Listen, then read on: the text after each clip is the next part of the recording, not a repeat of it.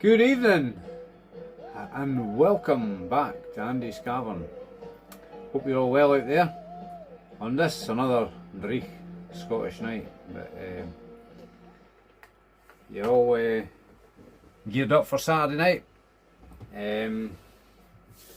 Yeah, I've just been watching a wee bit of the live workouts, but they're not really doing much. Just thinking about Dubois and Parker tonight. That could be, I mean, they're all good fights, there's no doubt about it. But there's a lot of interest in the Dubois Parker one. Everybody seems to be talking about it. Some people reckon Parker's Dubois is going to run right over Parker like he did with Joshua. He might do. Dubois looks pretty menacing at the moment, doesn't he? He's on top form. But don't underestimate Joe Parker. He's a tough guy, and he's also, I think he's technically better than Dubois. He obviously doesn't hit as hard as Dubois, and I think he's 6 years older. Dubois is 27, whereas Parker is 33. I think he is. He seems to have been about for a long time, Parker, isn't he? Because he was on the scene. Must be about 8 or 9 years ago, maybe. He won WBO title against Andy Ruiz. So he's been about for a while, hasn't he? He's been a bit of a fixture in the heavyweight division. He's always respectful, he always talks well. I like that in people. Bit like Usyk really, he's pretty respectful. Never hear him bad mouthing folk or effing and blinding.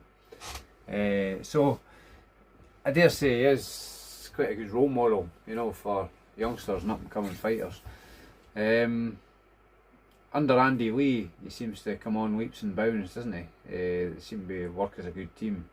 I like Andy Lee, he's always talks pretty well, and he's pretty fair in what he says, I would say. So what's going to happen? I can see Dubois coming out swinging and firing big shots early on, just like he did with Joshua. But Parker's last two fights have been against big punching guys, but probably past their best. Well, definitely Wilder's was past his best. I think he 38, 39 now, Wilder. He's got a lot of miles on the clock, but I don't know about Zhang. I wouldn't say he's past his best. He's still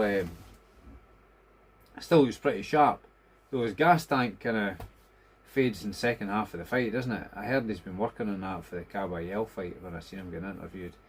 Been working on fitness and stamina, so we'll see if that pays off in that fight. But that's not the one we're talking about at the moment, though, is it? But Parker, I think Parker went into both these fights as the underdog, so it's easy saying now, oh, he fought old guys, but at the time, I don't think he was just expected to win, but he got off the floor twice against Zhang to finish strong down the straight. Zhang was obviously tiring by that point. So Parker, that was a well fought victory for Parker there, and he really put it on Wilder, didn't he, for more or less the whole fight. Didn't get him out of there, but certainly pounded him for the duration of the fight, and got a well earned decision, didn't he? Which he wasn't really expected to get, was he? So can he, against all odds, beat Dubois this Saturday night and what has been billed as the last Crescendo? I think there's every possibility he can. I think he could out hustle Dubois. I mean, who's Dubois been in with lately? He's been in with Joshua, he was in with Big Baby Miller and Hrgovic, and he done well in all these fights, didn't he? You can't knock him in any way, shape or form. I feel Dubois comes in a bit straight lines. Could he be a bit predictable for Parker? I think Parker's got a decent boxing brain, and he's got a good boxing brain in his corner with Andy Lee. He's a good teacher. So what am I going to go for? Personally, well, you've probably got to say the most likely scenario is Dubois stopping Parker, but I'm going to go against the grain. I'm going to say Parker could out hustle Dubois, weather the early storm. Though I don't think Dubois has got a bad engine for the distance, but I think Parker could maybe outwork him, outmaneuver him, and maybe scrape a very close points decision. Personally, if the winner's to fight Usyk, I'd rather see Parker fight Usyk. That's just me. You don't have to agree with me, as I always say. That's just my opinion. I'm only a guy in a shed with an opinion, a boxing fan. I'm not no expert, but I think Parker could sneak. It might be a split decision or something, but I think he could maybe do that. Like I said, I'd rather see a Parker Usyk fight than a Dubois Usyk fight again. I've seen that. I don't really see it being a different outcome, you know. But that's just my thoughts. You might have other thoughts, and by all means, do have other thoughts. Don't be a sheep and follow the crowd. Think for yourself, as I always say. So I think I'm going to go Parker points. I'm going to go against the grain. To me, it is really kind of like a 50-50 fight. You've got to choose Dubois early, possibly Parker late on points. I don't think Parker will stop him. I think Parker's got he's got decent power, but he's no a big puncher, is he? He's not renowned as being like a one-punch knockout artist. He got stopped by Joyce, but apparently he was unwell in that fight, so yeah, I don't think he was trying to make excuses. I think he strikes me as quite an honest guy, so maybe he was unwell. We'll give him the benefit of the doubt. But he would have said he's fit to fight, wouldn't he, when he entered the ring. So yeah, so that's what I'm going for. You guys are maybe going for somebody different, or a different outcome. Somebody different, There's only two of them in there, Unless the ref's going to win, Well, the ref could play a part in it, how the outcome goes. Remember, Parker had hassle with the ref. He was fighting the ref and Anthony Joshua, wasn't he? And but that's a number of years. What's that? It's probably about 7 years ago, 7, 8 years ago. Yeah, he was up against it there, Parker.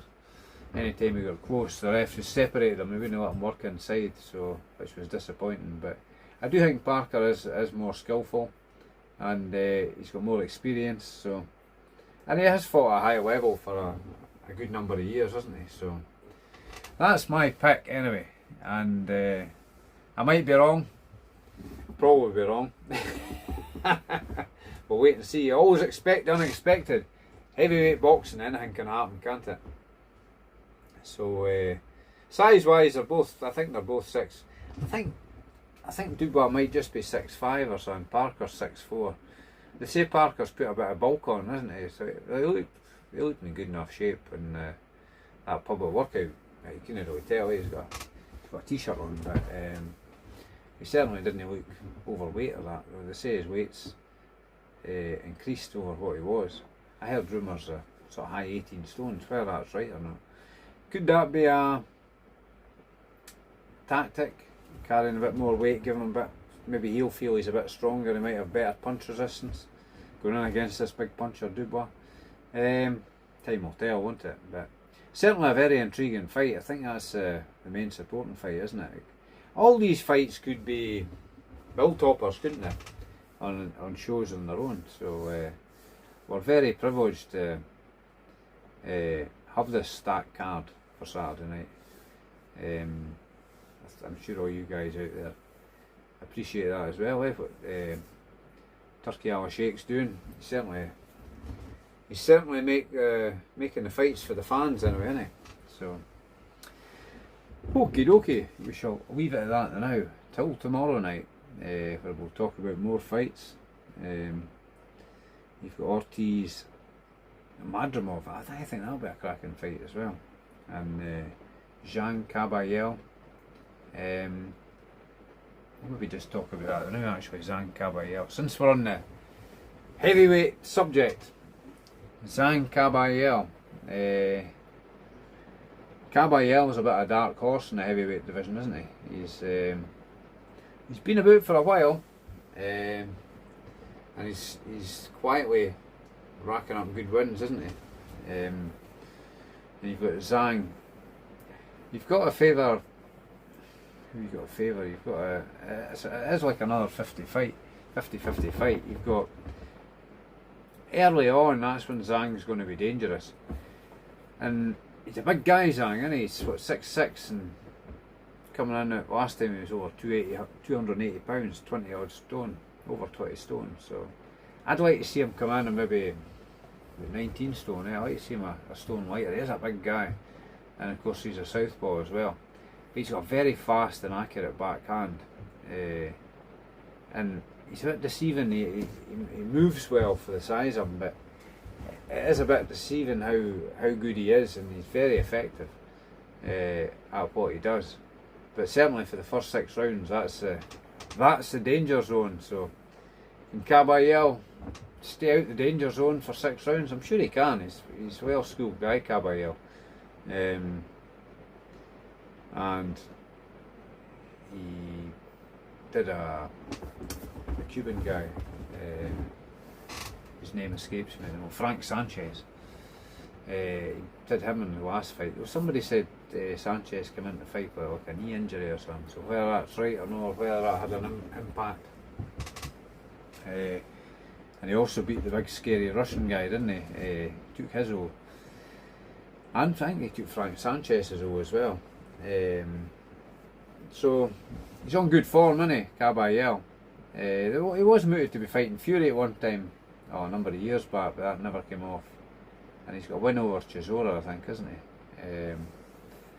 And several others. I've not got his record in front of me, but he's certainly one of the most avoided guys, along with Martin Bacoli in the heavyweight division. So he's in the Who Needs Him club, isn't he? So how's that going to go? I can see I'm going to have to go.